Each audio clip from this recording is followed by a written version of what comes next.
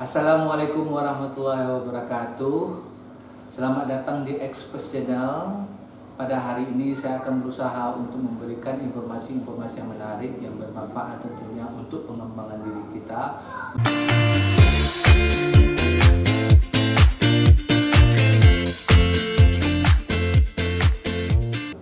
Oke, topik saya yang akan dibahas pada hari ini adalah tentang kebahagiaan. Topik ini sangat menarik sekali menurut saya karena saya baca buku ini, baca jurnal ini, baca tesis ini, rata-rata menarik sekali dan pembahasannya luar biasa. Insya Allah ya, insya Allah, asal fokus. Oke, topik kebahagiaan ini banyak sekali yang membahas, namun kita ambil sedikit demi sedikit, kita ambil intisarinya. Baik, kebahagiaan itu kalau kita lihat menjadi salah satu tujuan dalam hidup orang, sama kesuksesan. Makanya orang bilang kesuksesan itu sama dengan kebahagiaan. Karena kebahagiaan itu membuat kita bahagia, jelas membuat kita sehat, membuat kita lebih produktif dalam melakukan sesuatu. Itulah bahagia. Namun kita definisikan dulu apa tuh kebahagiaan sebenarnya. Kebahagiaan itu berdasarkan para ahli mengatakan bahwa kebahagiaan itu satu kondisi positif di mana seseorang itu bisa menyesuaikan dengan keadaan apapun. Misalnya dia dalam keadaan sulit dalam secara ekonomi, mereka masih bisa bahagia, masih bisa terkontrol.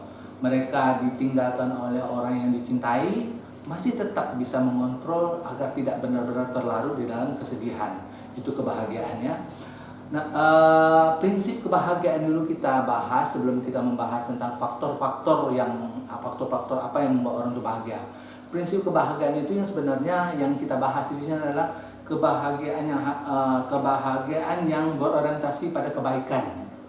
Melakukan kebaikan terus-menerus dan berusaha untuk meninggalkan perbuatan yang tidak baik, perbuatan yang bisa merugikan, fokus pada perbuatan yang bermanfaat, yang baik bermanfaat pada dirinya sendiri maupun bisa bermanfaat pada orang banyak. Kemudian fokus pada perbuatan akhirat oriented, ya akhirat oriented ini berorientasi pada akhirat, berorientasi pada perbuatan-perbuatan yang diridai oleh Allah ya. Oke, yang berikutnya adalah fokus pada mencintai pekerjaan yang sedang dilakukan, bukan mencari pekerjaan yang dicintai. Tidak mencintai pekerjaan yang kita lakukan, bukan seperti itu, tapi mencintai pekerjaan yang kita lakukan. Contoh, apapun diberikan kesempatan pada kita untuk melakukan pekerjaan apapun, kita mampu mencintai pekerjaan itu, bukan harus mencari-cari pekerjaan yang kita cintai. Kalau kita mencari pekerjaan yang cintai dan pekerjaan kita yang kita lakukan sekarang ini tidak bisa kita nikmati, kita tidak bisa bahagia. Nah, seperti itu prinsip-prinsip kebahagiaannya. Oke, kita bahas lagi faktor apa yang membuat orang itu bahagia. Ini menjadi salah satu perdebatan yang sangat hangat. Kadang-kadang orang berorientasi kepada faktor kebahagiaan itu yang pertama adalah uang. Sebagian orang berorientasi pada keluarga. Oke, sah-sah aja, nanti kita bahas. Agar betul-betul nanti kita akan menuju pada kebahagiaan hakiki, kebahagiaan yang sebenarnya itu seperti apa. Oke, faktor kebahagiaan pertama kali dimulai pada individu seseorang. Jadi kita lihat, para peneliti melihat bahwa kenapa dari individu seseorang, kita lihat bahwa satu treatment, kita kasih dua orang atau tiga orang suatu treatment, bagaimana mereka menanggapi suatu hot issue, misalnya diberi suatu perilaku yang membuat mereka marah.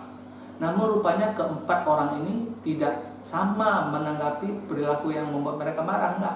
Ada yang orang berpikiran positif, ada orang berpikiran negatif, ada orang berpikiran okay, this fine, nah gitu ya. Jadi artinya bermacam-macam individu menanggapi permasalahan, bermacam-macam pula cara mereka merasakan itu tadi, apakah bersifat positif atau negatif. Jadi dari individu, yang kemudian dari keluarga atau orang-orang terdekat, misalnya di mana mereka tinggal, apakah mereka dikelilingi dengan teman-teman atau keluarga yang negatif, yang sering ngomel, yang sering menyalahin, yang sering marah-marah, yang sering bersumpah serapah dan lain-lain. Hal ini akan membuat kepribadian orang ini, kepribadian seseorang yang tinggal di lingkungan ini otomatis tidak bahagia.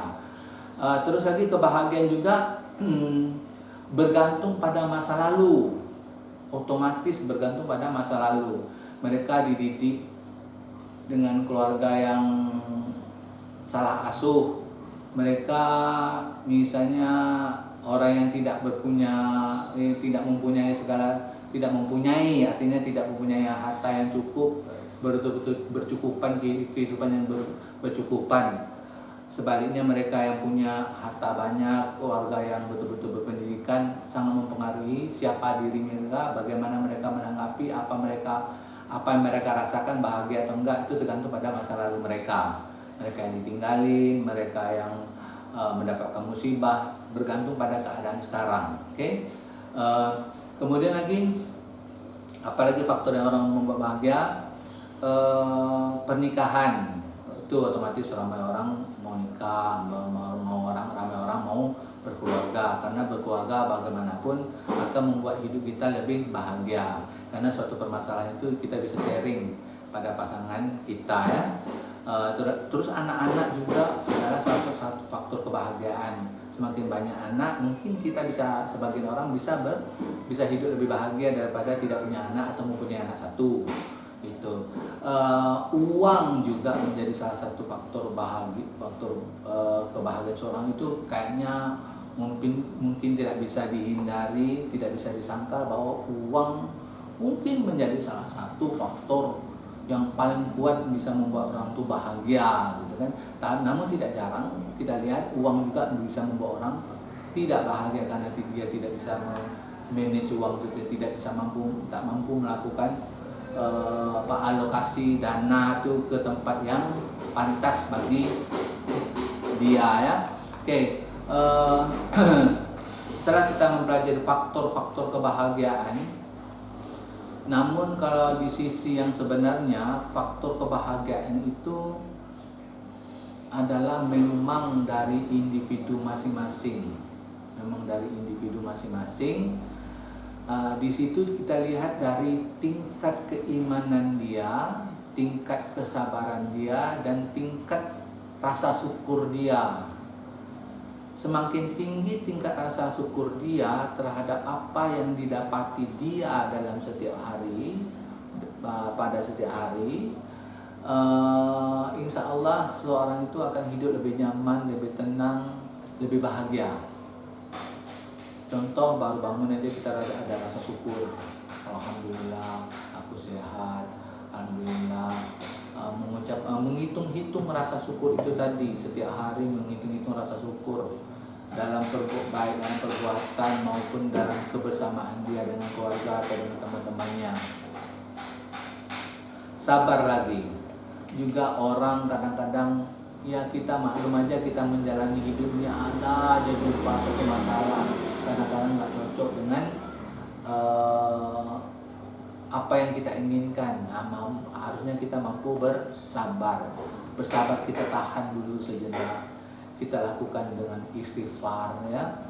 Hal ini juga sangat membantu kita untuk meningkatkan tingkat kebahagiaan kita agar lebih bersifat permanen, lebih bersifat hakiki. Terus di dalam dasari lagi dengan tingkat keimanan kita, tingkat ketakwaan kita. Gimana caranya? Ya mau tak mau memang kita harus banyak membaca, banyak mendengarkan video-video yang bersifat agama, bersifat spiritualitas, bersifat mencerdaskan emosi, menaikkan gimana rasa pengontrolan emosi kita itu agar tetap stabil, tetap bagus, tetap ya, agar tingkat tujuan tak lain tak bukan adalah meningkatkan ketakwaan kita, agar kita sibuk terus mencari hal-hal apa aja yang bisa membuat kita senang, yang diredai oleh Allah. Dan otomatis kalau kita banyak berfokus pada perbuatan-perbuatan yang positif, perbuatan yang negatif ini akan terhindari, ya, tak akan terhindari. Jadi kebahagiaan sebenarnya itu berfokus pada ketaatan kita, artinya ketakwaan kita, rasa syukur kita, dan rasa tingkat kesabaran kita. Karena bagaimanapun kita tidak bisa menghindari hal-hal seperti ini dalam kehidupan kita masing-masing. Ya, saya kira itu saja. Mudah-mudahan video ini bermanfaat.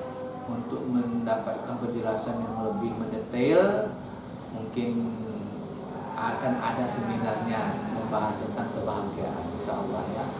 Assalamualaikum warahmatullahi wabarakatuh.